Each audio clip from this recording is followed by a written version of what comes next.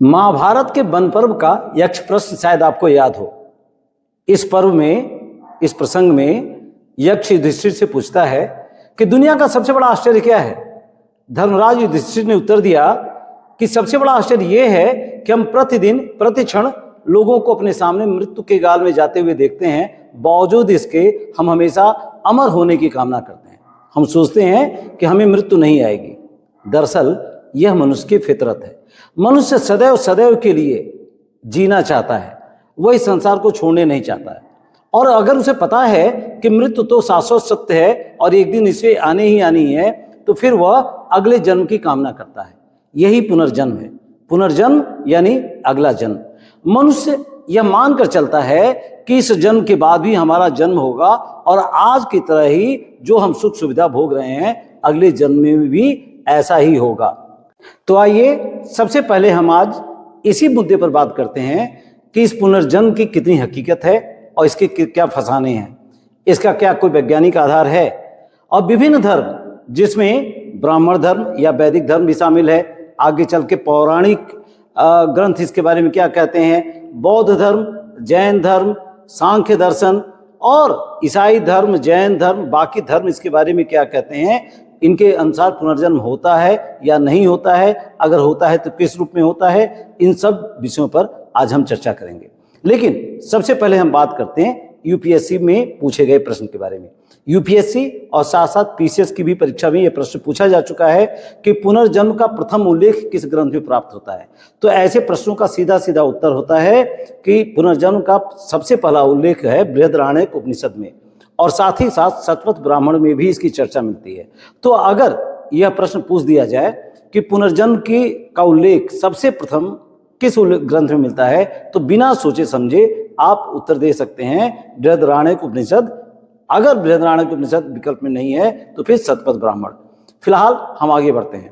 भगवद गीता में वासुदेव कृष्ण कहते हैं कि जिस प्रकार मनुष्य पुराने वस्त्रों को छोड़कर नए वस्त्र धारण करता है, उसी प्रकार यह आत्मा पुराने शरीर को छोड़ के नए शरीर को धारण करती है, और यही पुनर्जन्म है। पुनर्जन्म की व्याख्या कई तरह से की गई है और आप सब जानते हैं कि स्वर्ग नरक की अवधारणा भी इसी से जुड़ी हुई है। तो वैदिक धर्म, पौराणिक धर्म इस बात की पूरी तरह से न केवल व्याख्या करते हैं बल्कि पूर्णतः समर्थन करते हैं कि मनुष्य का पुनर्जन्म होता है। 84 लाख योनियां मानी गई हैं और पुनर्जन्म के बाद मनुष्य किस योनि में जाएगा, किस प्राणी के रूप में जन्म लेगा, ये सुनिश्चित नहीं होता है। दरअसल व्यक्ति के कर्मों पर यह आधारित होता है कि वह अगला जन्म किस रूप में लेगा, किस प्राणी के रूप में लेगा, किस जीव के रूप में लेगा, वो उसके कर्मों पर निर्भर करता है। लेकिन हमारे वैदिक ग्रंथों में बार बार इस बात की चर्चा की गई है कि अगर हम सदकर्म करेंगे, अच्छे कर्म करेंगे, तो हमें अगला जन्म अच्छे रूप में मिलेगा। यानी अगर हम सदकर्म करते हैं तो अगला जन्म हमें अधूरे कार्यों को पूरा करने के लिए मिलेगा, ऐसा उपनिषदों में बार बार कहा गया है।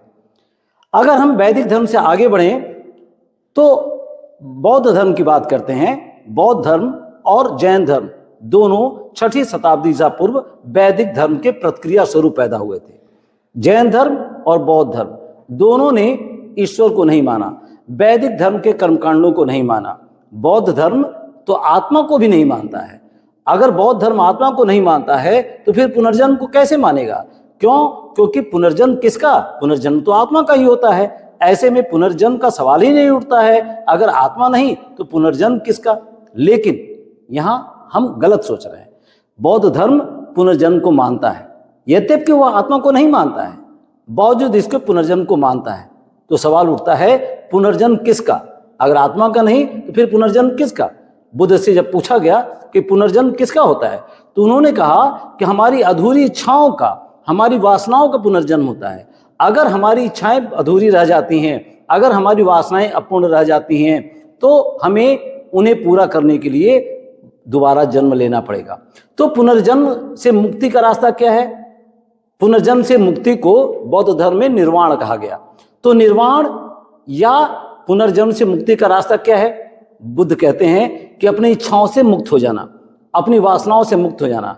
यानी अगर हम अपनी इच्छाओं से मुक्त हो जाएं, अपनी इच्छाओं को समाप्त कर दें, हमारी इच्छाएं न रह जाएं, हमारी वासनाएं न रह जाएं, हम उससे ऊपर उठ जाएं तो हमें निर्वाण की प्राप्ति हो जाएगी और फिर हमें इस संसार में दोबारा नहीं आना पड़ेगा, ऐसा बौद्ध धर्म मानते हैं। तो बौद्ध धर्म में बड़ी सीधी सी बात है कि आत्मा नहीं होती, हमारी इच्छाओं का पुनर्जन्म होता है। अब आते हैं जैन धर्म। जैन धर्म आत्मा को स्वीकार करता है। आपको जान के ताज्जुब होगा कि जैन धर्म ये कहता है कि आत्मा न केवल मनुष्य में और अन्य प्राणियों में होता है, बल्कि जिसे हम निर्जीव वस्तु मानते हैं जैसे पत्थर, ये लकड़ी, इन सब में भी आत्मा का वास होता है, ऐसा जैन धर्म मानता है। तो जैन धर्म आत्मवादी है और वो कहीं वैदिक धर्म से बड़ा आत्मवादी है। यानी इसके अनुसार आत्मा पत्थर में, लकड़ी जैसे निर्जीव चीजों में भी होती है। फिर पुनर्जन्म के बारे में जैन धर्म क्या कहता है? जैन धर्म के अनुसार पुनर्जन्म होता है, लेकिन यह पुनर्जन्म आत्मा का नहीं होता। जैन धर्म मानता है कि पुनर्जन्म आत्मा का नहीं होता। फिर किसका होता है? जैन धर्म के अनुसार पुनर्जन्म कर्मों का होता है। अगर हमारे अंदर कर्म है तो जब तक कर्म को हम खत्म नहीं कर देंगे या जब तक हम कर्म से परे नहीं चले जाएंगे, तब तक हमें बार बार इस पृथ्वी पर, इस संसार में आना पड़ेगा। तो इस तरह से जैन धर्म के अनुसार कर्म ही पुनर्जन्म का आधार है। इसके लिए जैन धर्म में बताया गया है कि इसके 3 रास्ते हैं। अगर हम चाहते हैं पुनर्जन्म से मुक्ति पाना तो हमारे पास 3 रास्ते हैं। एक तो है आश्रव। आश्रव का मतलब है कि कर्म का हमारे तरफ यानी जीव की तरफ प्रवाह होना, आश्रव। जैसे हम दुनियादारी में हैं और हम तमाम बंधनों में, कर्मों में फंसे हुए हैं, इसे आश्रव कहेंगे। जब जीव को पता चल जाता है कि हमें इन कर्मों से मुक्ति पानी है, यानी पुनर्जन्म से मुक्ति पानी है, दोबारा इस संसार में आने से मुक्ति पानी है, यानी निर्वाण को प्राप्त करना है, तो वो कर्म को अपनी तरफ आने से रोक देता है। इसको कहते हैं समर, यानी कर्मों का प्रवाह को रोक देना। फिर हमारे अंदर जितने कर्म इकट्ठा हो गए हैं, इनको हम अपने तप के द्वारा, अपनी तपस्या के द्वारा, अपने भूखे रहकर, अपनी तपस्या और अपने व्रत के द्वारा हम इसे कर्म को बाहर निकालते हैं और इसको कहते हैं निर्जरा। यानी जैन धर्म पुनर्जन्म को मानता है, लेकिन उसका आधार कर्म को मानता है। कर्मों से मुक्त हो जाने के बाद हमें पुनर्जन्म से मुक्ति मिल जाती है, ऐसा जैन धर्म मानता है। अन्य धर्म क्या मानते हैं? जैसे इस्लाम पुनर्जन्म को नहीं मानता। वह मानता है कि मरने के बाद सब लोग कब्र में जाते हैं और एक दिन ऐसा आएगा, कयामत का दिन, जिस दिन सबके फैसले होंगे, सारे डेड बॉडी, सारे शरीर उठ जाएंगे और सबके फैसले होंगे। जिसने जो जो कर्म किया है उसके अनुसार उसे दंड या पुरस्कार दिया जाएगा, ऐसा इस्लाम में माना गया है। पुनर्जन्म की कोई व्याख्या नहीं की गई है, इस्लाम में कोई आस्था नहीं है। इसी तरह से ईसाई धर्म में भी पुनर्जन्म का कोई स्थान नहीं है, बावजूद इसके कि स्वयं यीशु मसीह एक मृत्यु के बाद जीवित हो उठे थे।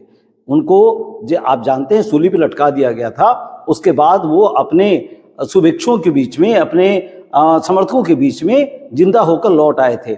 और बावजूद इसके ईसाई धर्म पुनर्जन्म में विश्वास नहीं करता है। यहूदी धर्म यानी जूस क्या कहता है? ओल्ड टेस्टामेंट में बार बार बताया गया है कि जिस तरह से 361 नियम बनाए गए हैं, जब तक इन नियमों को पूर्णतया पालन नहीं कर देता है आदमी, तब तक उसे बार बार जन्म लेना पड़ेगा। इसे गुलगुल कहते हैं यहूदी धर्म में। हम ये सोचें कि आधुनिक विज्ञान क्या कहता है, आधुनिक रिसर्च इसके बारे में क्या मत रखता है। तो अभी शायद आपने सुना होगा क्रायोनिक्स के बारे में। क्रायोनिक्स क्या है? व्यक्ति के मृत्यु के बाद उसके शरीर को -196 डिग्री सेल्सियस में रख देना और उसे नाइट्रोजन लिक्विड में डेड बॉडी को रख दिया जाता है, जिससे यह डेड बॉडी वर्षों वर्ष खराब नहीं होगी। इस उम्मीद पर इस डेड बॉडी को रखा जाता है कि आने वाले दिनों में शायद इस बात का पता चल सके कि मृत्यु किस कारण से होती है और उस कारण को खत्म करके हम लोगों को पुनर्जीवित कर सकें।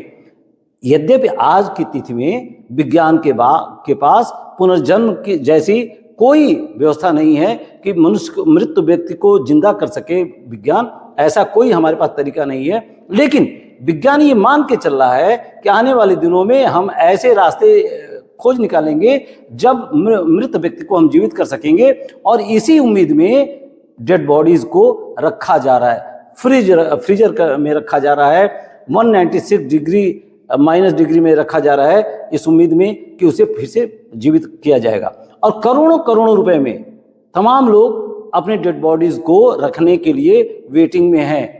और अब तक की सूचना के अनुसार लगभग 600 से अधिक डेड बॉडीज को रखा जा चुका है फ्रीजर में, और आगे भी लोग इस पंक्ति में खड़े हैं। तो अगर हम पुनर्जन्म की व्याख्या करें तो हम पाएंगे कि यद्यपि मत अलग अलग हैं, लेकिन पुनर्जन्म बस एक ही बात को सिखाता है कि हमें अगले जन्म में भी आना है और शायद अपने अधूरे कर्मों को पूरा करना है।